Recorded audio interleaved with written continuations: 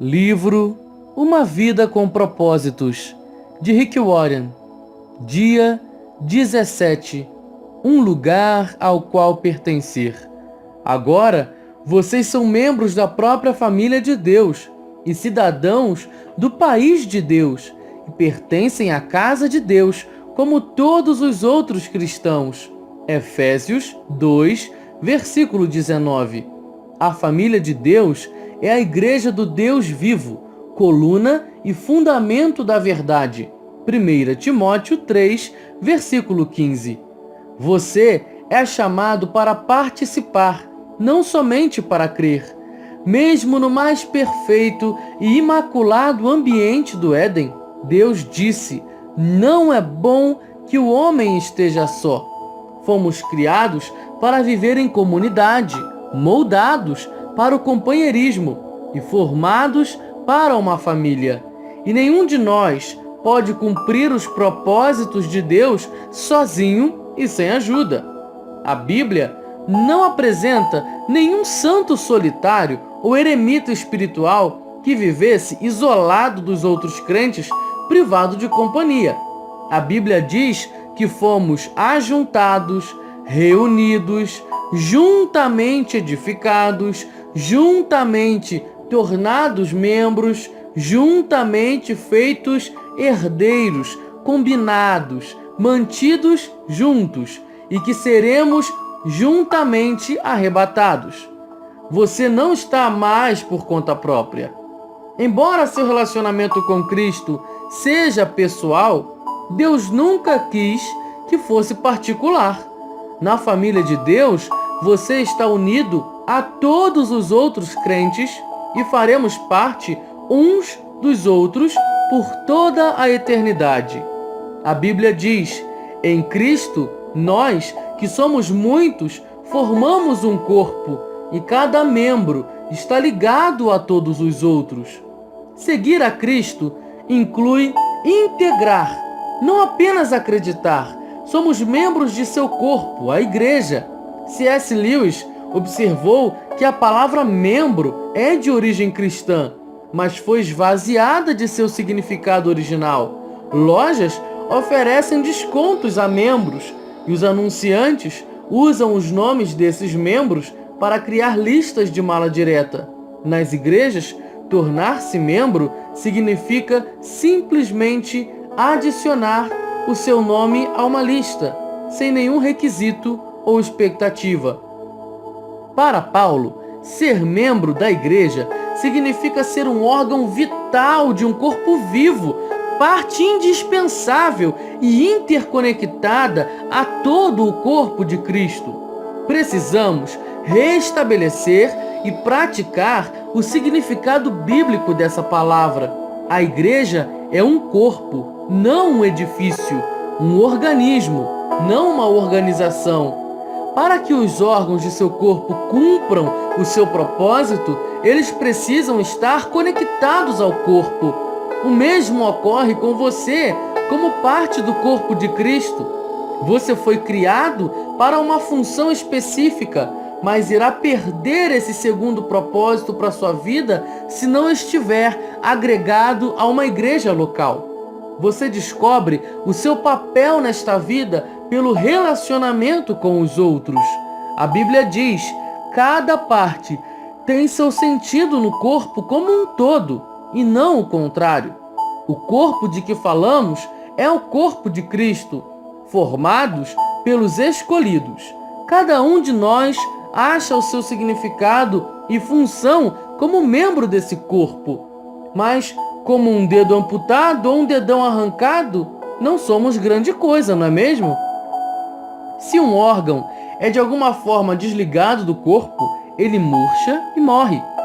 Ele não pode existir por si mesmo, nem você. Desligado e arrancado do sangue vital da igreja local, sua vida espiritual fenece e acaba por deixar de existir. É por isso que o primeiro sintoma de declínio espiritual é normalmente o comparecimento irregular aos cultos e às outras reuniões. Sempre que nos tornamos descuidados com a igreja, todo o resto também começa a desmoronar. ser membro da família de Deus não é irrelevante, nem é algo a ser despreocupadamente desconsiderado. A igreja é o plano de Deus para o mundo. Jesus disse: edificarei a minha igreja e as portas do inferno não prevalecerão contra ela.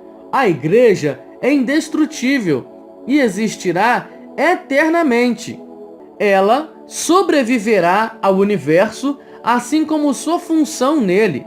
A pessoa que diz: eu não preciso da igreja, é tão arrogante quanto ignorante. A igreja é tão importante que Jesus morreu na cruz por ela. Cristo amou a igreja e entregou-se por ela. A Bíblia chama a igreja de a noiva de Cristo e de o corpo de Cristo. Eu não posso imaginar alguém dizendo para Jesus: eu te amo, mas não gosto da tua esposa. Ou eu te aceito, mas eu rejeito o teu corpo. Mas é isso que fazemos quando desprezamos e depreciamos a igreja ou reclamamos dela. Em vez disso, Deus nos manda amar a igreja tanto quanto Jesus a amou. A Bíblia diz: amem a sua família espiritual. Lamentavelmente, muitos cristãos usam a igreja, mas não a amam. Sua comunidade local. Salvo em poucas e importantes exceções, como quando alude a todos os crentes ao longo da história, quase todas as vezes que a palavra igreja é utilizada na Bíblia, ela se refere a uma congregação visível e local. O Novo Testamento parte do princípio de que o membro pertence à congregação local. Os únicos cristãos que não pertenciam a grupos locais eram aqueles sob disciplina da igreja, os quais eram removidos de entre a irmandade por causa de pecados públicos flagrantes. A Bíblia diz que o cristão sem igreja local é como o órgão sem um corpo, a ovelha sem um rebanho, ou a criança sem a família. É uma situação anormal. A Bíblia diz: e pertencem à casa de Deus, como todos os outros cristãos. Os valores de hoje, que advogam a independência e o individualismo, criaram muitos órfãos espirituais. O crente coelho, que fica saltando de uma igreja para outra sem filiação, responsabilidade ou compromisso. Muitos creem que é possível ser um bom cristão sem estar unido ou mesmo sem frequentar uma igreja local. Mas Deus discordaria veementemente. A Bíblia oferece muitas razões irrefutáveis para sermos ativos e comprometidos em uma comunidade local. Por que você precisa da família eclesiástica? A família eclesiástica o identifica como crente autêntico. Não posso afirmar que sou um seguidor de Cristo se não sou comprometido com um grupo específico de discípulos. Jesus disse: o amor de vocês uns pelos outros irá provar ao mundo que vocês são meus discípulos.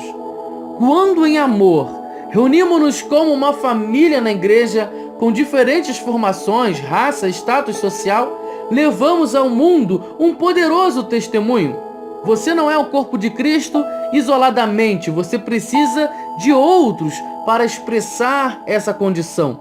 Juntos e não separados, somos o seu corpo. A família eclesiástica o retira do isolamento egoísta. Na igreja local é a sala de aula onde você aprenderá a se relacionar com a família de Deus. É um laboratório para a prática do altruísmo e do amor compassivo.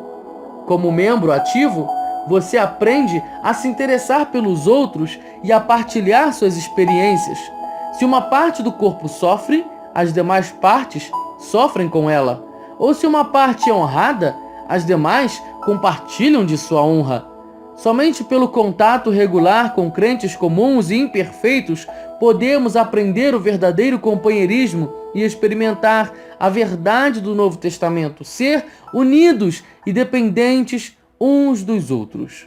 O companheirismo bíblico compreende sermos tão comprometidos uns com os outros quanto o somos com Jesus Cristo. Deus espera que entreguemos nossa vida uns pelos outros. Muitos cristãos que conhecem João 3,16 são alheios a 1 João 3,16. Jesus Cristo deu a sua própria vida por nós e devemos dar a nossa vida por nossos irmãos. Esse é o tipo de amor sacrificial que Deus espera que você demonstre aos outros crentes. Uma disposição para amá-los da mesma forma que Jesus o amou. Fazer parte da igreja ajuda a desenvolver músculos espirituais. Você jamais chegará à maturidade apenas comparecendo aos cultos de adoração como espectador passivo. Somente a plena participação nas atividades da igreja local desenvolve músculos espirituais. A Bíblia diz: à medida que cada parte realiza o seu trabalho, ela coopera para o crescimento das outras partes, para que todo o corpo esteja saudável, crescendo e cheio de amor. As expressões uns com os outros e entre si são usadas mais de 50 vezes no Novo Testamento. Somos ordenados a amar uns aos outros, a orar uns pelos outros, a incentivar uns aos outros, a admoestar uns aos outros, saudar uns aos outros, servir uns aos outros, ensinar uns aos outros, aceitar uns aos outros, honrar uns aos outros, carregar os fardos uns dos outros, a perdoar uns aos outros e nos submeter uns aos outros, ser dedicados uns aos outros, além de muitas outras obrigações mútuas. Isso é ser membro do ponto de vista bíblico. Essas são suas responsabilidades familiares, que Deus espera que você cumpra na comunidade local. Com quem você vem agindo dessa forma? Pode parecer mais fácil ser santo quando não há mais ninguém por perto para frustrar suas preferências, mas essa é uma santidade falsa. O isolamento produz a falácia. É fácil nos enganarmos pensando sermos maduros quando não há ninguém para nos contestar. A verdadeira maturidade se manifesta nos relacionamentos. Precisamos mais do que a Bíblia para crescer. Precisamos de outros crentes. Crescemos mais fortes e mais rapidamente aprendendo uns com os outros e sendo responsáveis uns pelos outros. Quando os outros compartilham o que Deus está ensinando, também aprendemos a progredir. O corpo de Cristo precisa de você. Deus tem uma função específica para você desempenhar na sua família. E isso se chama ministério. E Deus lhe concedeu talentos para essa missão. Um dom espiritual é dado a cada um de nós, visando ajudar a toda a igreja.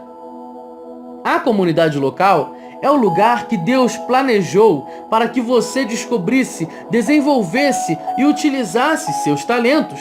Você até pode ter um ministério mais amplo, mas adicionalmente ao seu serviço no corpo local. Jesus não prometeu edificar seu ministério, prometeu edificar a igreja dele. Você participará na missão de Cristo no mundo.